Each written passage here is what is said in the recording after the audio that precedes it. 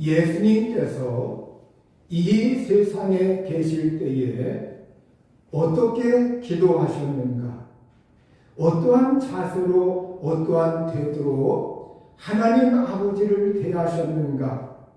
이것이 오늘 본문 말씀에 나와 있습니다.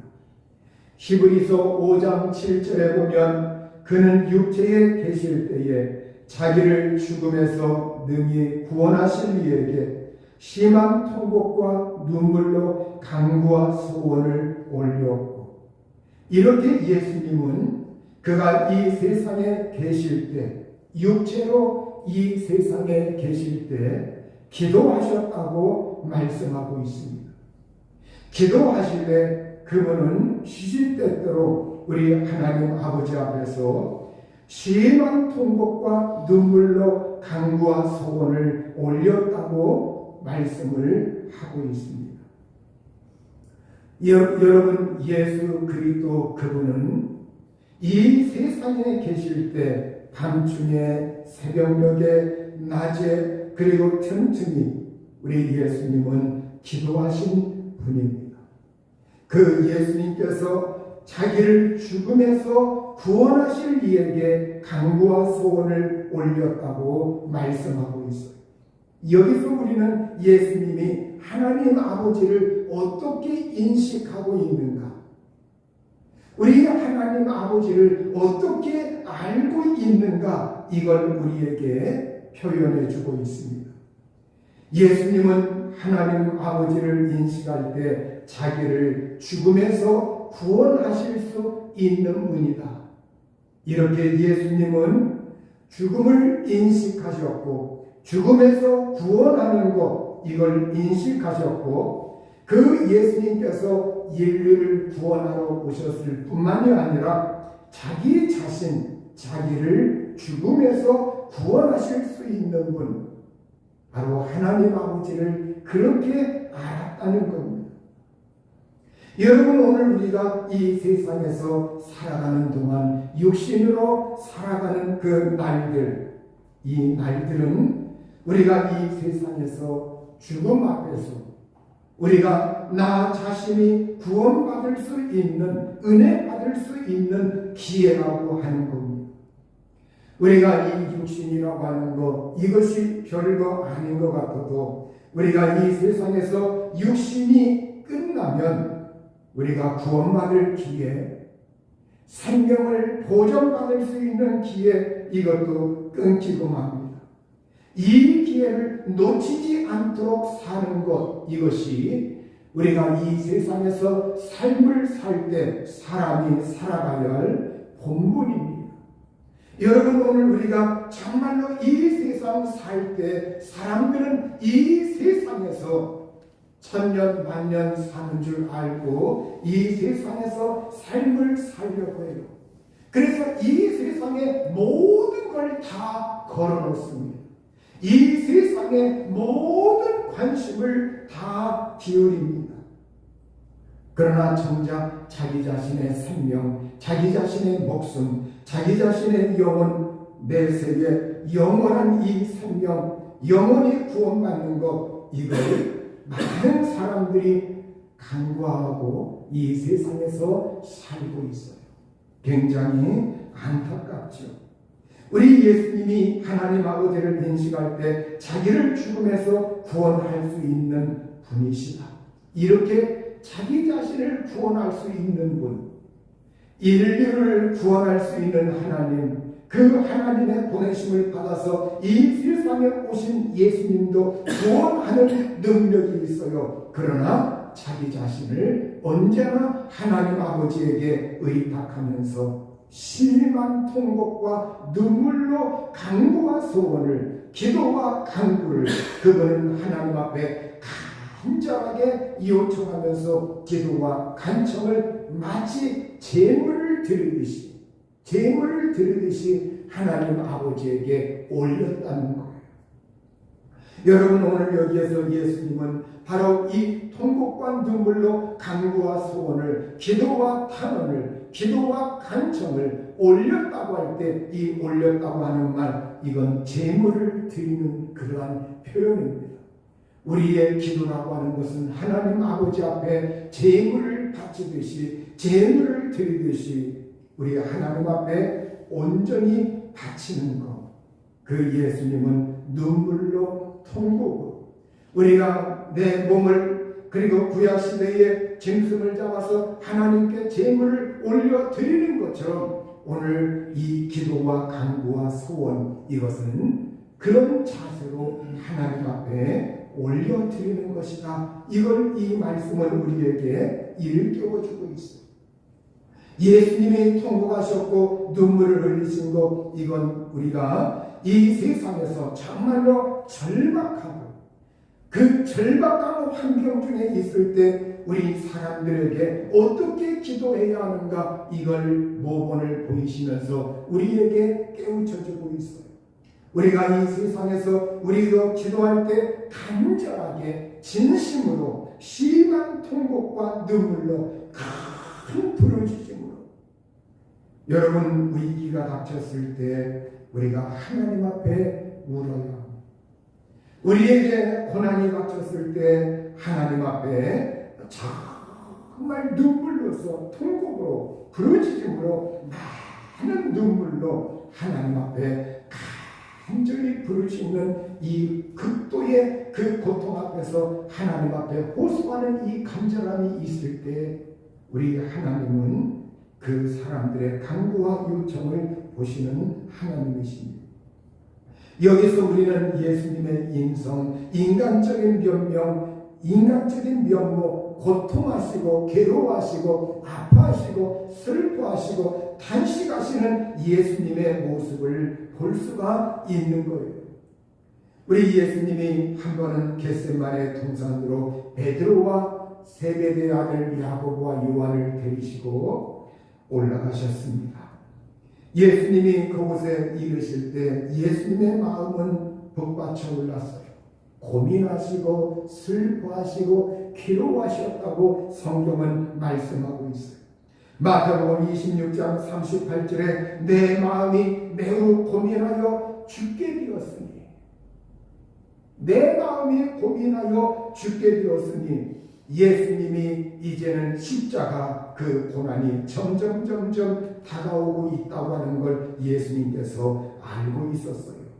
그때 예수님은 그 상황 앞에서 내 마음이 매우 고민하고 슬퍼하고 죽게 되었다, 이렇게 예수님께서 표현하고 있는 것을 볼 수가 있어요. 이건 우리가 예수님이 인간으로 오셨기 때문에, 사람으로 오셨기 때문에, 인성이 있으시기 때문에, 완전한 사람으로 오셨기 때문에 예수님도 그분이 신성이 있지만 그럼에도 불구하고 우리의 인생 사는 동안 인간의 이 세상에서 느끼는 감정, 고통, 그걸 예수님께서 표현하고 있는 겁니다. 여러분, 오늘 이러한 고민, 슬픔, 마음이 죽을 지경이 되었을 때 여러분, 예수님도 그러한 고통을 예수님이 감수하신 것처럼 오늘 우리도 이러한 고통과 이러한 번민이 우리에게 다가왔을 때 우리는 하나님께 기도해야 한다고 하는 겁니다. 다윗도 하나님 앞에 이러한 번민이 있을 때 기도했습니다. 시편 6편 6절과 7절에 보면 내가 탄식함으로 피곤하여 밤마다 눈물로 내 침상을 띄우며 내 혀를 적시나이다. 내 눈이 근심으로 말미암아 쇠하며 내 모든 대적으로 말미암아 어두워졌나이다. 다윗 주변에는 대적들이 참 많았어요.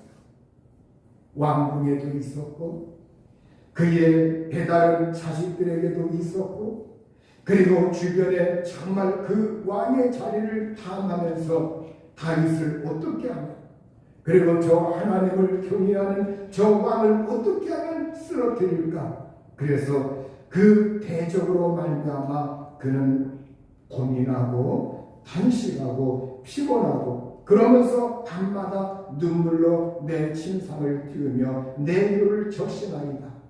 바로 그 근심 가운데 이 다윗은 하나님을 부여잡고 하나님을 의지하고 하나님께 기도했던 겁니다. 하나님을 늘 사모했던 거예요. 구약의 히스기야 보면 이 히스기야도 병들어 죽게 되었을 때 하나님은 이사야 선지자를 히스기야 왕에게 보냈습니다. 이 히스기야 왕에게 이사야 선지자가 와서 하나님의 말씀을 전해 주었는데 너는 집을 정리하라. 네가 죽고 살지 못하리라. 이러한 말씀을 전해 주었을 때 이 히스기야가 그렇지 않아도 지금 질병으로 고통 중에 있어서 이 히스기야는 어떻게 하든지 살고자 소원하고 있는데 선지자가 와가지고 너는 집을 정리하라. 하나님이 너는 죽는다고 했다. 살지 못한다고 했다. 하나님이 이렇게 말씀하셨으면 여러분 모든 소망이 순간 멈추는 순간입니다. 모든 희망이 사라지는 순간입니다. 그런데 이 히스기야가 여기서 물러나지 않았어요. 그가 이때에 이제 모든 걸 다 내려놓고 낯을 벽으로 향하고 얼굴을 벽으로 향하고 여호와께 기도하여 이르되 여호와여 구하오니 내가 진실과 전심으로 주 앞에 행하며 주께서 보시기에 선하게 행한 것을 기억하옵소서 하고 히스기야가 심히 통곡하더라. 여러분 여기에서 우리가 어떻게 보면 이 히스기야가 그런 중에서도 자기의 어떠한 공로를 내세우는 거 아닌가? 자기의 어떠한 자랑을 내세우는 거 아닌가? 내가 주님 앞에서 진실과 전심으로 행하고 주님 보시기에 선하게 행하였다. 이런 말들을 어떻게 감히 늘어놓을 수가 있는가? 그러나 여러분 우리가 이 히스기야의 이 기도의 면모 속에서 이 히스기야가 하나님을 가까이 하면서 하나님과 친근하게 하나님과 교통하면서 하나님은 저의 마음을 아십니다. 저의 삶을 속속들이 아십니다. 평소에 제가 하나님 앞에 진실하게 전심으로 하나님을 대한 것, 하나님을 향한 것, 그거 주님께서 보시고 알고 있지 않습니까? 그래서 제가 하나님 앞에 행한 모든 것을 주님 기억하여 주옵소서. 하나님, 제가 하나님을 대할 때 가식으로 대한 것이 아니라 전심으로 진실로 겸손하게 하나님을 신실하게 제가 대한 거 하나님 아시지 않습니까? 이것이 바로 히스기야의 진심 어린 기도였던 거예요. 그리고 또 히스기야는 거기에서 하나님을 의지하면서 심히 통곡하였다고 말씀하고 있습니다. 여기에 이 히스기야의 마음과 모든 것이 거기에 응축되어 있어요. 거기에 회개가 포함되어 있고 하나님 앞에 맞추는 것이 포함이 되어 있고 자기의 모든 걸 거기에서 내려놓는 것, 하나님 이제는 모든 소원과 모든 것 하나님께 아뢰오니 저의 생명이 하나님께 있사오니 조금 전에 선지자를 통해서 저에게 말씀하신 거 압니다. 그럼에도 불구하고 하나님께 요청드립니다. 하나님께 간구합니다. 제발 죽음만은.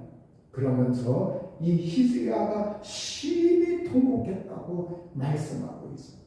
이걸 보면 여러분 마지막 소망이 끊겼을 때에도 그럼에도 불구하고 붙잡을 것이 없을 때에도 그럼에도 불구하고 우리의 신앙이라고 하는 것은 그럼에도 불구하고 하나님께 끝까지 하나님 앞에서 소망을 희망의 줄을 놓지 않는 믿음의 줄을 놓지 않는 이 모습을 이 히스기야가 보이고 있는 거예요. 여러분 오늘 우리가 이 세상에서 살아갈 때 우리가 어떠한 질병이나 아니면 경제적인 어려움이나 이 세상에서 어떤 내 개인의 좌절이나 어떤 것이 그 순간에 딱 막아서는 것 같은 그 지경에 다다랐을 때에도 우리는 그때 삶을 팽개치는 사람이 아니라 될 대로 되라 아무렇게나 사는 사람이 아니라 그때에도 하나님 저를 주시고 저를 기억하시고 소망을 주시고 희망을 주시고 믿음의 역사가 일어나게 하여 주옵소서. 그때에도 우리는 하나님을 붙들고 하나님 의지하는 것, 이게 오늘 이 히스기야 왕의 기도와 같은 그러한 믿음인 줄로 믿습니다. 열왕기하 20장 5절에서 6절 보면 바로 하나님께서 바로 말씀을 주셨어요. 내가 네 기도를 들었고 네 눈물을 보았노라. 내가 너를 낫게 하리니 네가 3일 만에 여호와의 성전에 올라가겠고 내가 네 날에 15년을 더할 것이며 내가 너와 이 성을 아수르 왕의 손에서 구원하고 이 성을 보호하리라. 하나님께서 응답을 하셨습니다. 하나님께서 네 기도를 들었고 네 눈물을 보았느니 내가 너를 낫게 하리라. 이렇게 하나님께서 말씀을 하셨어요. 여러분, 오늘 우리가 이제는 마지막 순간이다. 모든 것이 다 끝났다. 그 순간에도 우리가 하나님을 의지할 때, 하나님을 앙망할 때, 하나님은 내가 네 기도를 들었고 네 눈물을 보았노라. 내가 너를 낫게 하리라. 내가 이 성을, 예루살렘 성을 보호하리라. 예전에 침입 아수르 왕의 손에서 막아주겠다. 하나님께서 말씀하십니다. 여러분, 오늘 우리가 이 세상에서 살 때 이 말씀을 우리의 삶의 자유로 바꾸면 하나님께서 내가 네 직장을, 네 가정을 보호해 주겠다. 내가 네 생명을 하나님께서 보호하시겠다. 우리의 연약함을, 우리의 질병을 하나님께서 낫게 하시겠다. 우리 하나님의 말씀인 줄 믿습니다. 우리의 인생의 모든 결과는 하나님께 맡기고 우리는 인간으로서 할 최선을 다해서 마지막 순간까지 우리는 최선을 다해서 희망과 소망과 믿음의 줄을 놓지 않고 그 하나님께 의지하는 겁니다. 여러분, 이 히스기야의 통곡과 눈물은 예수님의 심한 통곡과 눈물과 서로 통하는 면이 있어요. 죽음이라고 하는 인간의 극한 상황 앞에서 절망한 심정으로 자기 자신의 고통, 자기 자신의 두려움, 자기 자신의 연약함을 하나님께 올려드리는 간구의 눈물이었습니다. 우리 예수님께서 자기를 죽음에서 구원하실 수 있는 분으로 하나님 아버지를 인식하셨듯이 히스기야 왕도 자기의 생명을, 목숨을 건져줄 수 있는 분은 신하도 아니요, 그 나라의 의로움도 아니요, 결국 하나님께 달렸다. 그 하나님이시라고 하는 것, 이걸 히스기야가 알고 있었던 겁니다. 하나님을 향한 절대적인 신뢰, 간구, 회개의 눈물, 이걸 바로 하나님께서 보시고 히스기야의 그 간구와 소원을 들어주신 겁니다. 여러분, 우리의 눈물을 보시는 하나님이십니다. 여러분, 히스기야의 그 눈물을, 내가 네 눈물을 보았노라, 이것처럼 오늘 하나님은 우리의 눈물을, 우리의 슬픔을, 우리의 고민을, 우리의 고통을 보시는 하나님이십니다. 인격이신 하나님, 동정하시는 하나님, 공감하시는 하나님이십니다. 여러분, 긍휼히 여기시는 하나님이십니다. 히스기야의 간절한 심정, 긍휼을 구하는 그 마음을 하나님이 보신 거예요.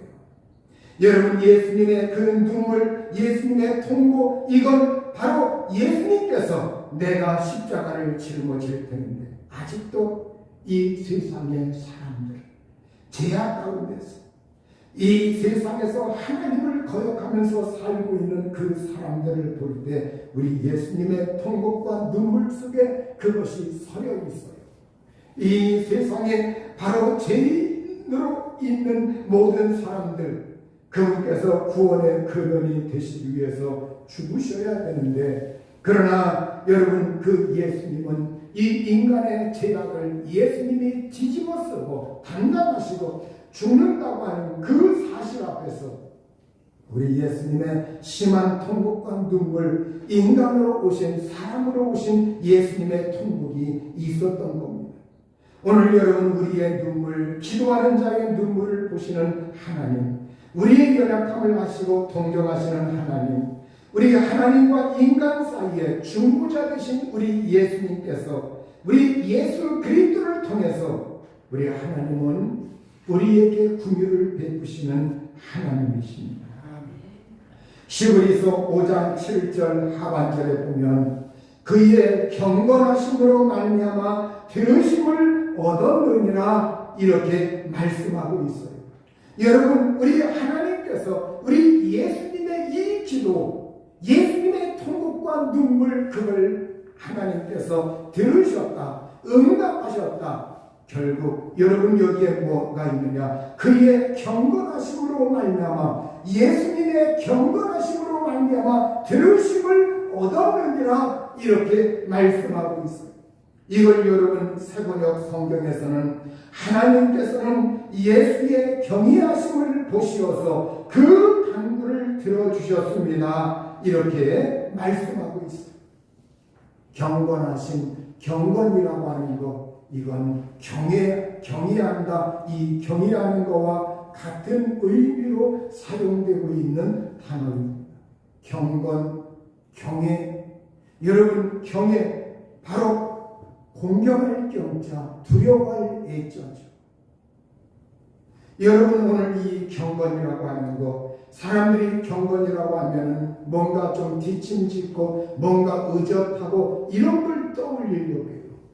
그런데 우리가 이 성경에서 이 경건, 이건 하나님을 경외하는 경외심, 하나님을 두려워할 줄 아는 것, 하나님을 사랑하는 것, 하나님 뜻에 기꺼이 순종하고 복종하는 것, 나의 삶 전체가 하나님과 관계에 있어서 충실하고 성실하게 하나님과 온전히 그 관계가 맺어 있고 그 관계를 유지하는 것, 그리고 우리 주님, 그 주님 앞에서 늘 하나님을 의식하며 살아가는 것. 그래서 이 경건이라고 하는 건 하나님다운, 하나님답다. 우리가 사람을 볼 때, 아, 저 사람 참 하나님답다, 하나님 닮았어, 하나님 닮은 면이 있어, 예수님 닮은 면이 있어. 그게 경건이라는 거예요. 하나님답다. 여러분, 오늘 우리가 진정으로 정말 하나님께서는 우리 예수님이라 할지라도 예수님이 하나님 아버지 앞에 경외심을 보였다는 거예요. 하나님 아버지를 높이고 하나님 아버지를 존중히 여기고 하나님 앞에서 예수님도 언제나 자기 자신을 낮출 줄 알고, 그러면서 그 하나님 아버지 앞에 온 마음을 다해서 예수님은 하나님 아버지를 경외하고 공경하고 사랑하고 존중하고 성실하고 우리 예수님이 하나님 아버지를 정말 경건하게, 그러면서 경건한 순종, NIV 성경에서는 이 경건하심을 경건한 순종 이렇게 말씀하고 있어요. 바로 이 경건은 거기에 순종이 수반되는 겁니다. 여러분, 경건한 순종, 마치 하나님을 우리가 이 세상에서 어떤 정말 그 압도당하는 존재 앞에서 사람들이 이 세상에서 숭배한다고 했죠. 여기에 경건에는 그런 의미까지 포함이 되고 있는 거예요. 그러니까 정말 숭모하듯이 높이고 사모하고 하는 그러한 심정으로 그 경건하심으로 말미암아 들으심을 받았느니라. 오늘 여러분, 우리의 기도의 응답의 비결이 여기에 있다는 거예요. 여러분, 오늘 우리가 하나님께 기도하되, 우리가 기도라고 하는 것은 사람들이 막 으쌰으쌰하고 내가 그냥 막 힘만 주고 이 세상에서 그런다 해서 기도 응답되는 것이 아니라 우리의 경건함으로 말미암아, 우리의 경외함으로 말미암아, 하나님을 경외하는 것으로 하나님 앞에 경건함으로 말미암아 하나님은 그것으로 말미암아 하나님께서 들으심을 얻었느니라 이렇게 말씀하고 있습니다. 우리가 밤중에 어떤 사람 철회해야 한다 해도 내가 밤새도록 목청 높여 철회해서도 그 다음날 하나님 경외하는 것이 없다고 하면 그건 헛수고한 거예요.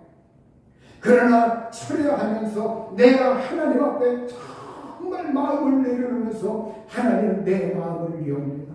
사랑합니다. 하나님 경외합니다. 하나님 정말 일평생 온 마음을 다해서 제가 주님 가까이 합니다. 사모합니다. 저를 붙들어 주시고 제가 정말 주님 의지합니다. 그런 마음이 있다고 할 것 같으면 그가 부르짖어 기도했던, 그가 속으로 기도했던, 그가 하나님 앞에 통곡과 눈물로 기도했던, 어떤 자세로 기도했든지 간에 그 마음속에 그 기도에 여러분 그 예수 그리스도가 하나님을 정말 경외하고 경건한 순종으로 하나님 앞에 간구하는 그러한 것처럼 여러분 하나님은 우리의 기도에 응답하실 때 경외심이 있는가, 하나님을 경외하는 것이 있는가, 경건한 순종이 있는가, 이걸 하나님이 보시기를 원하고 있는 거예요.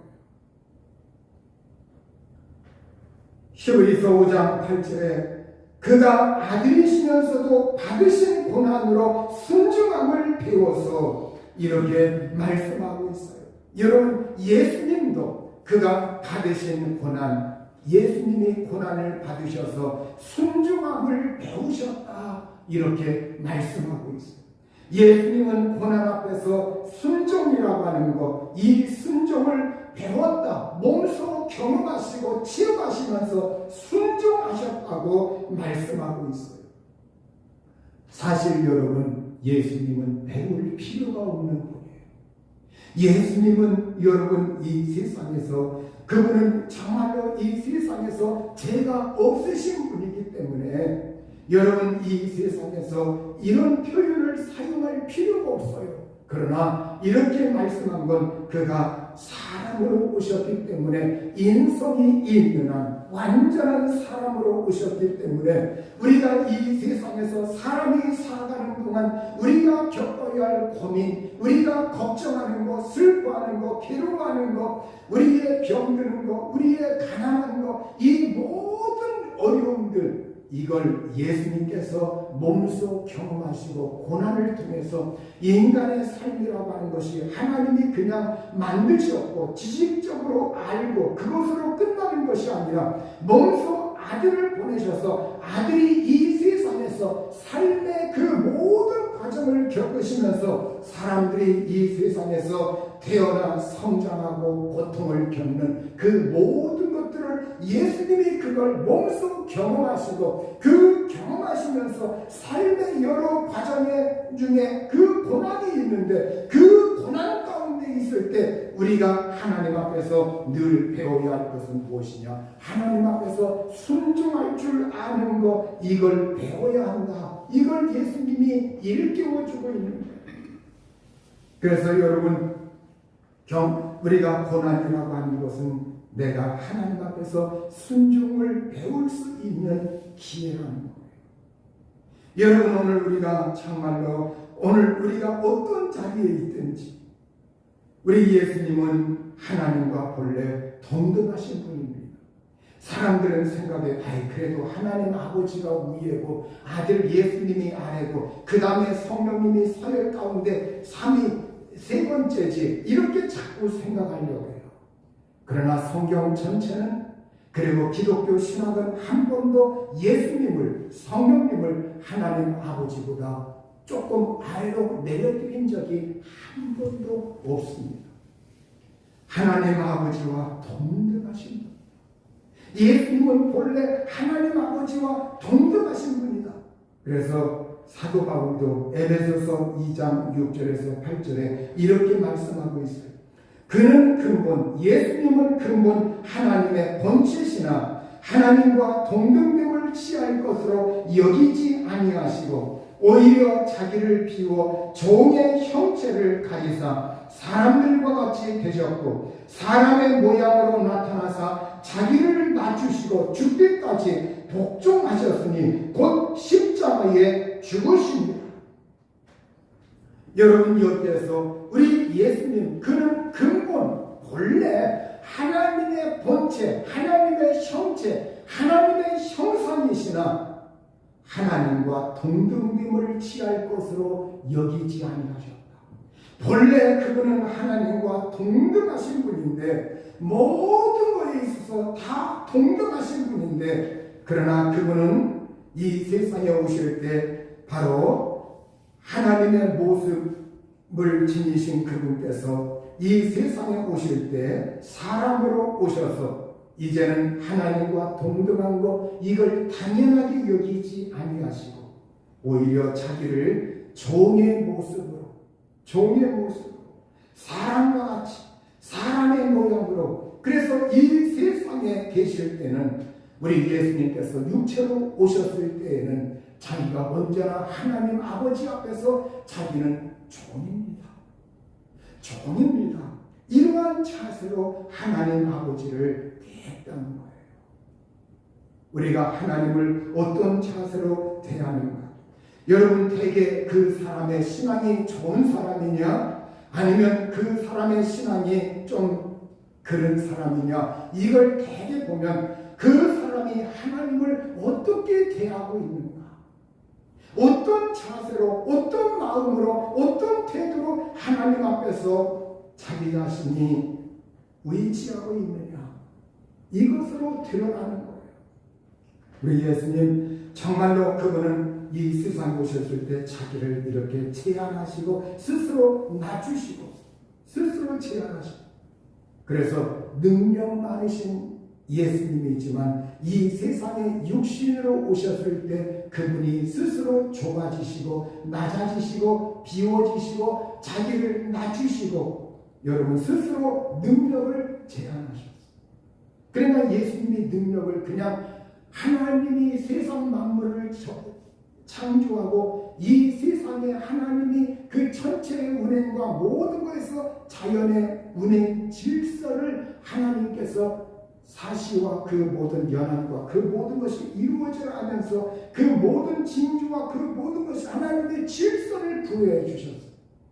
그래서 여러분, 우리가 이 우주를 코스모스라 해요. 코스모스, 이 히라보 코스모스라는 말은 우리가 영어에서도 우주, 세상 이런 것으로 번역을 하지만 여러분, 이 코스모스라는 말은 질서가 잡힌 세상을 말해요. 하나님이 거기에 질서를 부여하셨고 하나님이 거기에 시간과 공간을 통해서 천체 만물 운행 모든 것이 질서정연하게, 만약에 여러분 하나님이 그냥 그때그때 자기가 자연 질서를 무너뜨리면서 그때그때 하나님이 개입해가지고 자연 질서에 하나님이 무작정 개입해가지고 마구 질서를 그냥 어떤 때 저 사람 저러니까 바람아 이쪽에서 불어라, 어떤 때 바람아 너는 이렇게 흐르지 말고 저렇게 흘러라, 태양아 너는 이렇게 오늘은 좀 늦게 떠라, 여기 무슨 행사가 있다 거기 이렇게 해가 되면 안 된다, 비야 너는 이때는 저렇게 하라, 하나님이 막 그때그때 마구 변경시킨다고 해보세요. 그러면 이 세상에서 과학이라든가 인간의 어떤 삶의 그 질서라든가 어떤 인간이 모든 컴퓨터 시스템 모든 초를 다투면서 정말로 0.0000 그 모든 것, 이것들은 하나님이 부여해 놓으신 그 질서의 법칙에 딱 거기에 자꾸 접근에게 맞춰가는 거예요. 기기 문명을 통해서. 그런데 하나님이 마구 그걸 흔들어 버린다면 이것이 하루 사이에 온통 난리가 나고 온통 다 무질서하게 변하는 것, 살 수가 없어요. 그래서 우리가 일반적으로 이 세상에서 예수 믿는 사람들도 이 세상에서 살 때는 자연 질서를 내가 그걸 역행하려고 하지 마라. 내가 이 세상에 하나님이 정해놓으신 그 자연 질서를 이 세상에서 자기가 무슨 슈퍼맨처럼 능력이 있다고 하면서 그걸 내가 초월하려고 하지 마. 하나님은 그걸 만들어 놓으시고 거기에 질서를 부여하시고 그 질서대로 운행할 수 있도록 하나님이 주관하시는 하나님이시고 그 만물을 붙들고 있다고 말씀하고 있어요. 여러분, 오늘 이 하나님께서 정말 오늘 그 하나님, 그래서 우리가 이 세상에 내가 예수님 모시고 있다고 할 때, 능력 많으신 예수님이 왜 능력이 지금 반짝반짝 안 나타나냐? 능력이 많으신 하나님을 내가 모시고 있는데 이걸 이런 관점으로 이해해야 돼요. 그분이 육신으로 오셔서 이 세상에 오셨을 때 자기를 좁히시고 능력을 마음대로 쓰지 아니하시고 좁히시고 정말 스스로 제한하시고 낮아주시고 아무 때나 그분이 바다 위로 걸어간 거 아닙니다. 아무 때나 물고기 그리고 오병이어의 역사를 아무 때나 나타낸 거 아닙니다. 예수님도 생선을 드셨고 빵을 드셨고 밥을 드셨고 예수님도 주무셔야 했고 예수님도 물을 마셔야 했고 예수님도 이 세상에서 쉬셔야 했고 예수님도 이 세상에서 모든 그 운행하는 그걸 존중하시면서 살아갔어요. 그래서 오늘 우리 믿음의 사람들이 그러면서 내가 하나님 이제는 이 연약한 육체 내가 육체로 사는 동안 예수님도 이 세상에 육체로 계신 동안 그 육체로 살고 있는 그 시간 동안 예수님께서 스스로 제한하셔서 슬퍼하시고 괴로워하신 것처럼 우리가 이 세상에서 살 때 우리가 육신의 삶이라고 하는 거에 고달픔도 있고 고난도 있고 질병도 있고 가난도 있고 슬픔도 있고 괴로움도 있지만 그럼에도 불구하고 우리는 그 속에서 하나님의 어떠한 그 제한적인 범위 안에서 우리는 최선을 다해서 하나님의 도우심을 하나님의 은혜를 그 하나님께서 우리에게 정해놓으신 그 범위 안에서 하나님의 그 능력을 우리가 사모하면서 하나님이 보호하시고 하나님이 붙들어주시고 하나님이 인도하시고 하나님께서 내가 이 세상에서 살 만큼 하나님께서 나를 붙들어 주시고 호흡할 만큼 하나님께서 나에게 은혜를 베풀어 주시고 이 세상에서 정말 복을 누릴 만큼 하나님께서 나에게 그 하늘의 복을 내려주시는 그 하나님의 은혜와 능력을 경험할 수 있기를 우리 주의 이름으로 축원합니다.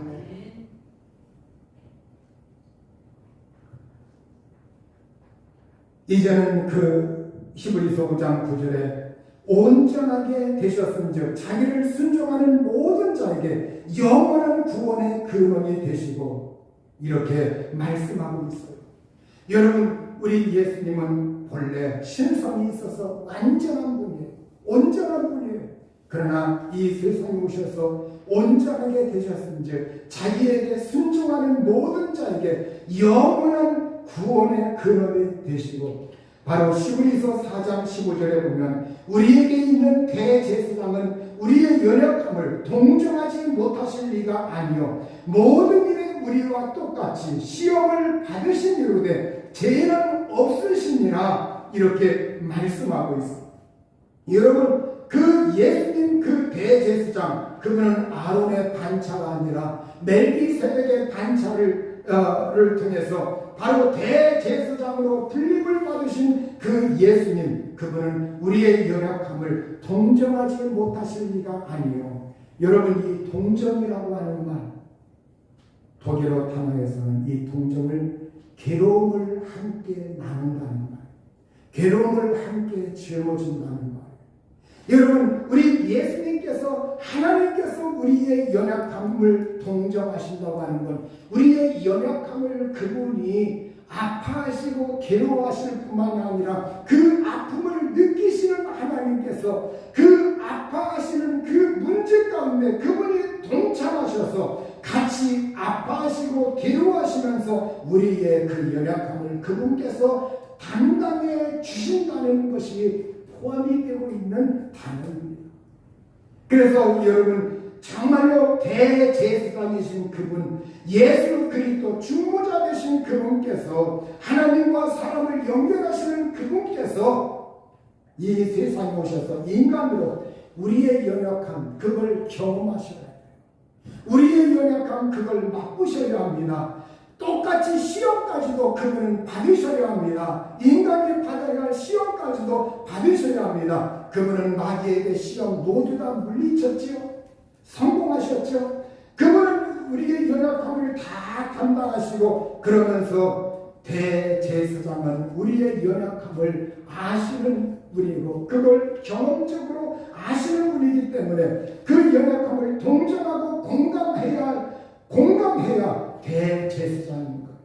그래서 여러분 바로 그분은 이 세상에 오셔서 고난을 통해서 십자가에서 죽기까지 복종하시고 죽기까지 순종하시고 죽기까지 자기 자신이 온전히 하나님 앞에 순종하시고 복종하셔서 그 고난을 통해서 순종의 경험을 통해서 우리에게 예수님은 내가 비록 이 세상에 육체로 왔지만 내가 세상 사람들은 육신으로 이 사는 동안 연약함이 있고 그리고 이 세상에서 온전하지 못한 것이 드러나지만 그 예수님은 온전한 순종을 통해서 그 예수님께서 우리에게 온전의 결정체로서 그걸 실현하셨다는 거예요. 그걸 우리에게 드러내셨다는 거예요. 그래서 예수님은 신성과 인성을 공유하신 분으로 완전한 하나님, 완전한 사람이십니다. 그분은 경건한 순종으로 이제 하나님 앞에 최고의 존중과 경외심 하나님을 높여드렸고 그리고 복종과 순종으로 자기 자신을 낮추셨고 자신의 뜻과 소원을 내려놓고 나의 원대로 마우시고 아버지의 원대로 되기를 원하나이다 하면서 이 세상에서 당하는 모든 고난, 고통, 멸시, 천대, 부끄러움, 사람들의 막 침뱉듯하는 그 모든 수고를 다 겪으시고 담당하시고 그 고난 모든 걸 다 감수하시고 하는 그 선택을 예수님께서 하신 겁니다. 바로 그 예수님은 바로 신성으로 계실 때 완전하신 분이요 인성으로 오실 때 그 완전함을 온전함을 증명해 내야 되는데 예수님은 인성으로 오셔서 죽기까지 십자가에서 복종하시고 순종하시면서 그 모든 걸 이루시고 마지막 그가 숨을 거두실 때 다 이루었다. 다 이루었다. 모든 걸 다 이루시고 구원과 속죄와 모든 걸 이루시고 그래서 그분은 그 순간에 인류 앞에 예수 그리스도는 그의 온전함을 완전함을 완전히 드러내신 거예요. 완전하게 그걸 실현하신 겁니다. 그러하기 때문에 이제 예수님은 영원한 구원의 근원이 되신 거예요. 그분은 우리의 구원자로서 이제는 예수로 말미암지 않고는 아무도 구원받을 수가 없고 아버지께로 올 자가 없고 예수 그리스도 그분만을 통해서 우리가 하나님 나라에 이를 수가 있고 구원받을 수가 있는 줄로 믿습니다. 우리가 여기서 더 나아가 우리가 정말 예수님도 이렇게 통곡하면서 눈물로써 기도한 거죠. 여러분이 어떤 땐 기도할 때 어떤 때는 속으로 하는 기도도 효과가 있지만 어떤 때는 막 힘을 다해서 눈물을 흘리고 통곡하고 큰 소리로 울부짖고 애치고 막 그러면서 여러분이 하나님 앞에 그러한 모습까지 보이면서 나의 이 연약함, 나의 이 질병, 나의 고통, 나의 경제적인 것 모든 걸 하나님께 고하면서 하나님 저를 도와주시고 저를 붙들어 주시고 긍휼히 여겨 주셔서 저의 이 고통, 이 연약함을 동정해 주셔서 주님의 그 능한 손으로 저를 붙들어 주시고 여기에서 저를 구원해 달라고 이렇게 소원하여 하나님 앞에 응답받는 저와 여러분이 될 수 있기를 우리 주의 이름으로 축원합니다. 이 시간에 합심해서 기도할 때 하나님 정말로 우리가 이 세상에서 살 때 그러기 때문에 여러분 예수님도 육신으로 이 세상에 계실 때 인간이 연약한 그걸 경험하셨어요. 우리가 이 세상에서 살고 있는 동안 질병의 고통 또 경제적인 고통 또 여러 인생 사기에 인한 고통들이 있어요. 여러분 이 시간 어떤 인생에 어떤 고통들이 있을 때 그 사람이 뭘 잘못했기로서니 이런 눈으로만 볼 것이 아니라 우리가 이 세상에서 의인은 고난이 많으니라 성경에 말씀하고 있어요. 여러분, 예수 잘 믿은 사람들, 착한 사람들이 의외로 고통당하는 수가 이 세상에서 굉장히 많습니다. 여러분, 이 세상에서 일찍 죽는다고 해서 그 사람들이 다 불행한 사람이고 하나님이 싫어하는 사람 아닙니다. 성경의 선교자들, 스데반 집사님, 선교자들, 예수님의 제자들, 그리고 이 세상에서 정말 믿음의 사람들, 많은 사람들, 그러한 삶을 살았습니다. 여러분, 우리는 이 세상에서 인간의 삶을 우리 마음대로 평가내릴 수가 없어요. 이 시간 우리 기도할 때 하나님, 어쨌든 우리가 이 세상에서 숨쉬고 있는 동안 하나님 이왕 사는 것 저희의 생명을 지켜주시고 복되게 하시고 건강하게 하시고 치료하시고 도와달라고 통성으로 기도하게